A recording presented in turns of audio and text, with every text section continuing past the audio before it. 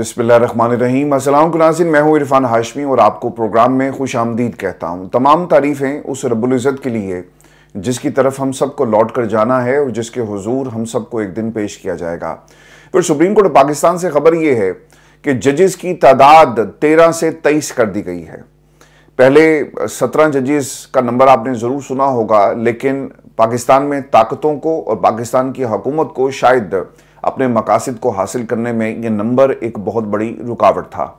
26वीं आईनी तरमीम की और ये सवाल भी किया गया कि फुल कोर्ट बनाओ और इसका फैसला कर लो। वहां भी जब कैलकुलेशन की गई तो नंबर्स आपके हक में ये एक डिफरेंट किस्म की स्टोरी सुना रहे थे। तो फिर फैसला ये किया गया कि मजीद जजेस लाए जाएं, तादाद को 17 से 23 की जाए और फिर आप एक बड़ा बेंच और जजेस जो आपके हाथ में होंगे उनके जरिए आप अपनी मर्जी का फैसला ले सकते हैं। और आने वाले दिनों में 26वीं आईनी तरमीम के ऊपर फुल कोर्ट बैठेगा। और ये भी याद रखिएगा कि इनके पास तादाद अब बढ़ गई है। 23 जजेस हैं जी सुप्रीम कोर्ट पाकिस्तान के, 2 इसमें से एडहॉक हैं और एक जज जो है आर्जी तौर पर सुप्रीम कोर्ट में काम कर रहा है।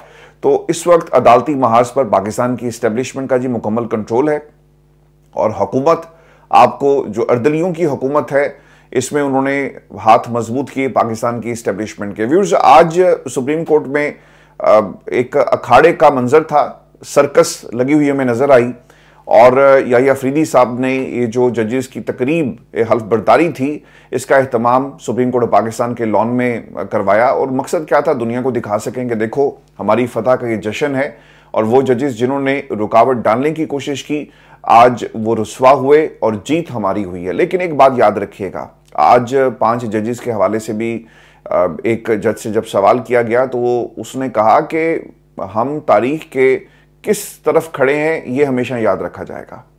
ओहदे बड़े नहीं होते बल्कि जज्बों को देखा जाता है। आप अगर किसी को इनकार करते हैं तो आपका इनकार तारीख में बड़ा होगा। कोई ओहदा जिस पे चीफ जस्टिस बैठा हुआ है या कोई और बैठा हुआ है, कभी ओहदा बड़ा नहीं होगा। बज़ाहिर आपको नजर आ रहा होगा कि एक मुकम्मल लॉट हुकूमती इत्तेहाद की, हुकूमती सपोर्ट करने वाले जजेस, पाकिस्तान की इस्टेब्लिशमेंट का दिफा करने वाले जजेस, और इनकी ये शायद जीत है। लेकिन तारीख में जीत जस्टिस मंसूर की हुई, सुप्रीम कोर्ट ऑफ पाकिस्तान के उन जजेस की हुई जिन्होंने खत लिखकर जुडिशल काउंसिल को रोका कि आप जजेस की तैनाती मत करें, क्योंकि कल को जब जजेस आएंगे तो वो ये कैसे मुमकिन है कि अपने ही खिलाफ फैसला दें। तो पाकिस्तान में सुप्रीम कोर्ट को जी मुकम्मल तौर पर पैक कर दिया गया है और जो पैकिंग थी इसका मकसद यही है कि मर्जी के जजेस को लाकर मर्जी के फैसले लिए जाएं। व्यूअर्स, आज वहां पर हुआ क्या है, याहिया अफरीदी साहब ने जी तमाम जजेस से हल्फ लिया है और ये भी इंटरेस्टिंग बात है कि इसमें आमिर फारूक साहब, justice Ishtiaq Ibrahim, justice Shakeel Ahmed, justice Shafi Siddiqui, justice Salahuddin Panhwar और जस्टिस हाशिम काकड़ ने मुस्तकिल जज की हैसियत से सुप्रीम कोर्ट पाकिस्तान का हल्फ उठाया। और मियां गुल हसन औरंगजेब हैं जी, जिन्हें आर्जी जज के तौर पर उन्होंने भी अपना हल्फ उठाया है। और इसके साथ साथ मैं आपको ये भी बता दूं कि चीफ अब जो सीनियरिटी लिस्ट है उसमें Yahya Afridi chief justice of Pakistan है, जस्टिस मंसूर अली शाह साहब सीनियर मोस्ट जज हैं जिनका ये हक था कि उस कुर्सी पर बैठते। जस्टिस मुनीब अख्तर दूसरे नंबर पर होंगे और जस्टिस अमीनुद्दीन का तीसरा नंबर है और जबकि जस्टिस जमाल मंदोखेल का सीनियरिटी में चौथा नंबर है। कल को जब 3 साल इनके पूरे होंगे ना, ये भी देखना होगा कि क्या अमीनुद्दीन को सुप्रीम कोर्ट ऑफ पाकिस्तान का चीफ जस्टिस बना दिया जाता है। और शवाहिद सर यही नजर आ रहे हैं, जो हालात व वाक़यात हैं और उनका नंबर कौन सा होगा, इसी लॉट में से अगला चीफ जस्टिस भी चुना जाएगा। अब आमिर फारूक साहब की जो सीनियरिटी है वो 20वें नंबर पर हैं, जस्टिस इश्तियाक इब्राहिम का 21वां, मियां गुल हसन औरंगजेब का 22वां और जस्टिस सरदार तारिक जो हैं वो 23वें नंबर पर, जबकि जस्टिस मजहर आलम खेल सीनियरिटी लिस्ट में 24वें नंबर पर आपको नजर आएंगे। तो ये एक नई लिस्ट जो है वो जारी की गई है। सुप्रीम कोर्ट पाकिस्तान में तो जी आप हल्फ उठा लेते हैं, लेकिन जब बारी आती है इस्लामाबाद हाई कोर्ट की तो वहां पर चूंकि आइन खामोश है और आप आइन की खामोशी का फायदा उठाते हुए अपनी मर्जी के जजेस को वहां पे लगाएंगे, उनकी सीनियरिटी लिस्ट जारी करेंगे और जब कोई रिप्रेजेंटेशन में ये सवाल करे तो आप उस सवाल का जवाब उस दरखास्त को मुस्तरद करके दे देते हैं, क्योंकि जनाब आइन खामोश है तो आप कौन होते हैं हमसे सवाल करने वाले। और ये जस्टिस आमिर फारूक साहब ने जाते जाते जो इस्लामाबाद हाई कोर्ट है, जो एक महाज है पाकिस्तान की इस्टेब्लिशमेंट का, ये उनकी मर्जी के जजेस के हवाले किया है। आज जस्टिस मंसूर साहब वहां पे मौजूद थे। तो व्यूअर्स याद रखिएगा कि ऐसी महाफिल के अंदर, मुझे अच्छी तरह याद है लाहौर हाई कोर्ट में जब भी जजेस की कोई ऐसी तकरीब होती हल्फ बर्दारी की या फिर कोई और फंक्शन होता, तो उसे लाहौर हाई कोर्ट के अहाते में हमेशा अरेंज किया जाता और आपको वहाँ पे फैमिलीज नज़र आएंगी जजेस की, आपको सहाफ़ी नज़र आएंगे, आपको ब्यूरोक्रेट्स नज़र आएंगे, आपको इसके साथ साथ पाकिस्तान की हुकूमत के लोग भी नज़र आएंगे। हालांकि होना तो ये चाहिए कि हुकूमत में से कोई भी वहाँ पे मौजूद नहीं हो, तो फिर आप किसी भी अदालत की जो इंटेग्रिटी है उसे बरकरार रख सकते हैं, लेकिन आपको वो तमाम लोग नज़र आएंगे जो हुकूमत में बैठे हुए जजेस पर तनकीद करते हैं और फिर इनके केसेस इन्हीं जजेस के सामने लगते हैं। तो इसी तरह का एक मंजर था, वहाँ पर जजेस से गुफ्तगू करने का आपको मौका भी मिलता है। माजी में शेख हसबन सईद साहब, अल्लाह ताला जी उनके दर्जात बुलंद करे, बहुत दफ़ा उनके साथ लाहौर हाई कोर्ट के हाथे में मुलाकात हुई। उमर अता बंदयाल साहब से बहुत दफ़ा मुलाकात हुई। जस्टिस खलील इमरान रमदे साहब की खैर जब तहरीक चल रही थी उनके तो साथ हमने काफिलों के अंदर सफ़र भी किया, तो ये एक आम सी बात है। वहाँ पर कुछ सहाफ़ी चले गए और उन्होंने जस्टिस मंसूर से सवाल किया, कुछ जेन्युइन सहाफ़ी हैं, कुछ टाउट सहाफ़ी हैं। उन्होंने कहा कि सर ये कहा ही जा रहा है कि आपके खिलाफ कोई रेफरेंस की तैयारी की जा रही है। तो उस पर उन्होंने जवाब दिया कि मेरी किसी से भाई कोई दुश्मनी तो नहीं है, ना कोई ज़ाती अनाद है। अगर कमरे में मौजूद किसी को हाथी नज़र नहीं आ रहा तो हम क्या कर सकते हैं। पाकिस्तान का सर मसला ये है कि यहाँ पर जजेस हाजिर हो जाते हैं, मुलाकातें करके वो अपनी सर्विसेज प्रोवाइड करते हैं। और जस्टिस नसीम हसन शाह साहब का जो जुमला है ना, ये सिर्फ जजेस के लिए नहीं है बल्कि पाकिस्तान में तमाम इदारे आपको यही काम करते हुए नजर आएंगे। यार हम अपनी फिक्र करें, हम अपने ख़ानदान को देखें, अपने बच्चों को देखें, निज़ाम जाए भाड़ में। तो सर निज़ाम को जो लोग इस सिस्टम में बैठकर कंट्रोल कर सकते हैं उन्होंने हथियार फेंक दिए हैं, डाल दिए हैं और सारा सिस्टम अब पाकिस्तान की इस्टेब्लिशमेंट के हवाले कर दिया गया है। अब एक तो जी वहाँ पे ये भी वाकया रिपोर्टेड वाकया और आप वो वीडियो भी देख सकते हैं, आप जाकर, बल्कि हमारी प्रोग्राम में वो आपको नज़र भी आ रही होगी कि याह्या अफरीदी साहब एक तरफ से आ रहे थे, दूसरी तरफ से जस्टिस मंसूर थे। तो उन्होंने ना अपने हाथ ऐसे फैलाए, जस्टिस मंसूर की तरफ किए, उनसे मुलाकात, उन्हें गले लगाना चाहते थे। तो उन्होंने हाथ के इशारे से कहा कि वहीं पे रहो, ज़रूरत नहीं है तुम मुझे जो है वो गले लगाओ। और वो मुस्कुराते हुए, अगर आप उनके चेहरे को देखें तो वो बता रहे हैं कि जनाब ये आपकी अदालत थी, लेकिन मेरी काबिलियत देखें, मैंने अपनी काबिलियत के बलबूते पर आपसे ये कुर्सी छीन ली। अब ये काबिलियत क्या है, किसी से मिलकर कुर्सी मिल जाए और फिर आप उसे काबिलियत कहें, तो वो आपको उनकी ना बॉडी लैंग्वेज में ये तमाम बातें एक एक करके नजर आ रही होंगी। तो उन्होंने इनकार कर दिया, इधर से वो आ रहे थे, दूसरी तरफ से उन्होंने हाथ फैलाए, तो उन्होंने कहा कि यार तुम वहीं पे रहो, और एक तरह से उन्हें गले नहीं लगाया। तो फिर वो मजबूरी की हालत में अपने शर्मिंदगी मिटाने के लिए उन्होंने जो रुख था वो दूसरे जज की तरफ किया। तो सर ये पाकिस्तान की सुप्रीम कोर्ट है जहाँ पर एक सर्कस का मंजर था और एक अखाड़ा था। जजेस, उनकी इंटेग्रिटी अब आपको नज़र नहीं आएगी। एक सुपरिटेंडेंट अडयाला जेल पाकिस्तान में, एक पुलिस का जो SHO है वो आपको सुप्रीम कोर्ट के जज से ज़्यादा तगड़ा नज़र आएगा, क्योंकि ये वो लोग हैं जो निज़ाम के कहने पर पाकिस्तान में हर वो काम करेंगे जिसके पीछे सिर्फ ताकत नज़र आती है, आपको इंसाफ और कानून नज़र नहीं आएगा। व्यूअर्स, आपको मैं ये भी खबर दे दूं कि लार्जर बेंच, 7 जजेस का बेंच तश्कील दे दिया गया है जी, और चीफ जस्टिस याह्या अफरीदी की सरबराही में 9 रुकनी लार्जर बेंच ने मुख्तलिफ मुकदमात की समाअत की है और 10 मुकदमात की समाअत में ये जमानत मनसूखी की दरखास्तें थी।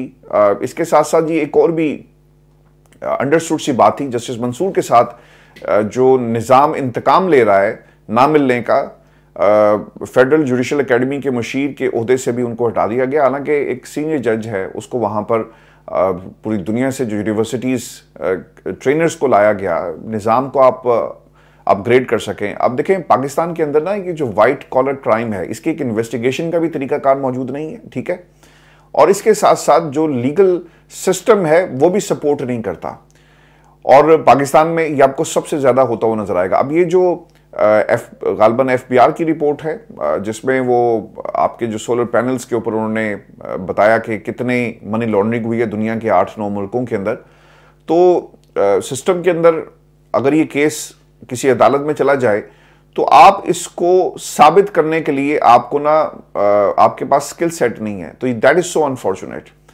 तो ये पाकिस्तान का अदालती निज़ाम, ट्रेनर्स अगर उनकी मर्जी के होंगे और जजेस भी उनकी मर्जी के होंगे, क्योंकि उन्हें खतरा ये है कि यार अगर हमने इसको लगा दिया ना बतौर ट्रेनर, तो ये तो लोगों के ज़हन पहले ही ख़राब कर रहा है।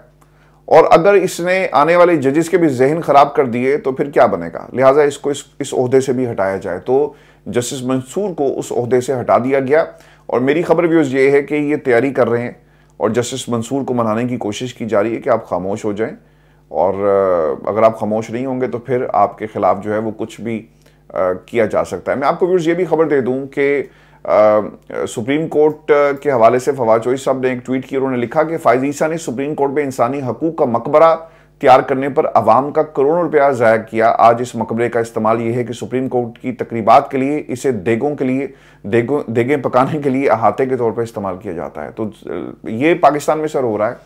कोई जज जाते जाते कोई मकबरा बनाकर जाए, यादगार बनाकर जाए और ये समझे कि देखिए जी यहाँ से इंसाफ मिलता है, ये तो वो आज देगों के पकाने के लिए आप उसे इस्तेमाल कर रहे हैं। यादगारें बनाने से इंसाफ नहीं मिलता, इंसाफ देने से इंसाफ मिलता है। पाकिस्तान में इंसाफ होता हुआ तो सर हमें नज़र नहीं आता, लेकिन पाकिस्तान की इस्टेब्लिशमेंट की मर्जी का हर शख्स को जो है वो इंसाफ मिलेगा और एक महंगा लीगल सिस्टम हमारे सामने है। और भी आपको ये भी खबर दें कि इस्लामाबाद हाई कोर्ट के कायम मकाम चीफ जस्टिस सरफराज डोगर साहब ने हल्फ उठा लिया है और तकरीब ये ऐवान सदर में हुई और आसिफ अली जरदारी साहब ने जी उनसे हल्फ लिया है। और दूसरी तरफ Islamabad high court bar association की एक तकरीब थी, उसमें जो इस्लामाबाद बार कौंसिल है उसके चेयरमैन जो राजा अली मबासी साहब हैं वो पेश हुए और उन्होंने high court justice Sarfaraz Dogar के इस्लामाबाद में तबादले को मुस्तरद करते हुए जो 5 जजेस जिन्होंने ख़त लिखा उनके साथ खड़े हुए हैं और उन्होंने कहा कि ये तारीख जब लिखी जाएगी तो ये जजेस आपको नज़र आएंगे, वो लोग नज़र नहीं आएंगे जिन्होंने किसी के कहने पर कुर्सी पर बैठना जो है वो पसंद किया, लेकिन वो तारीख में कहीं आपको नज़र नहीं आएंगे। तो सर ये वहाँ पे एक डेवलपमेंट ये हुई है कि 26वीं आईनी तरमीम को अब लार्जर बेंच में ले जाने की तैयारी की जा रही है और यकीनन एक ऐसा बेंच तश्कील दिया जाएगा जिसमें उनका पलड़ा भारी होगा और एक तरह से सुप्रीम कोर्ट पाकिस्तान से भी 26वीं आईनी तरमीम को इसके ऊपर मोहर जो है वो लगवाई जाएगी। बहुत सारे जी जजेस ने ऑब्वियसली ये जो तकरीब हलबरदारी थी इसका बाइकआउट भी किया। बताया जाता है, ये भी रिपोर्ट हुआ है कि आमिर फारूक साहब को नज़रअंदाज किया है। आमतौर पे जब नए जजेस आते हैं तो जो पुराने जजेस होते हैं वो जाके मुबारकबाद देते हैं, लेकिन आयशा मलिक साहिबा ने भी आमिर फारूक साहब को रिपोर्टेडली नज़रअंदाज किया और उनकी कोई मुलाकात ऐसी नहीं हुई है।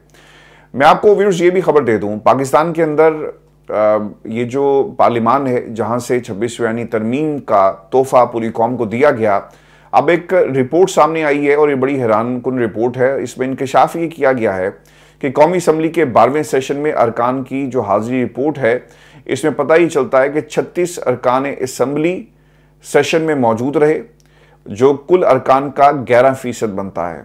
यानी पैसा पाकिस्तान की आवाम का खर्च हो और 11% लोग आपको नजर आते हैं। फिर यह भी कहा गया कि पीका बिल की मंजूरी के वक्त 68% अरकान ऐवान में मौजूद थे और सेशन के 5वें इजलास को कोरम की वजह से मुलतवी करना पड़ा और 12वें सेशन में सबसे ज़्यादा हाजिरी इस्लामाबाद से मुंतखब नुमाइंदों की रही और सेशन के तकरीबन 277 अरकान किसी न किसी इजलास में गैर हाजिर रहे। 96 अरकान असम्बली की सेशन के दौरान छुट्टी की दरखास्तें आई और रिपोर्ट में यह भी इंकशाफ हुआ कि 180 अरकान असम्बली बगैर बताए छुट्टियां करते हैं। तो आप तनख्वाह ले रहे हैं जी 3 लाख 2 लाख और ये बढ़ाकर आपने 5 लाख कर दी, लेकिन जब कानून साजी की बारी आती है तो आपको पूरी की पूरी असम्बली जो है वो नज़र नहीं आएगी। देखें, असम्बली जहाँ पे कानून पास करना से वोट देना नहीं होता, बल्कि उसके ऊपर बहस हो, अपोजिशन को सुना जाए। पाकिस्तान में सर ये एक जो हेल्थी ट्रेडिशन है वो आपको नज़र नहीं आएगा। एक कानून बनकर आता है और वो कानून किन की तरफ से बनकर आता है, उन्हीं की तरफ से बन के आता है जो इस निज़ाम को कंट्रोल कर रहे हैं। फिर पाकिस्तान की पार्लिमान को सिर्फ रबर स्टैम्प के तौर पर इस्तेमाल किया जाता है, इसीलिए ये रिपोर्ट्स आपको ऐसी मिलेंगी।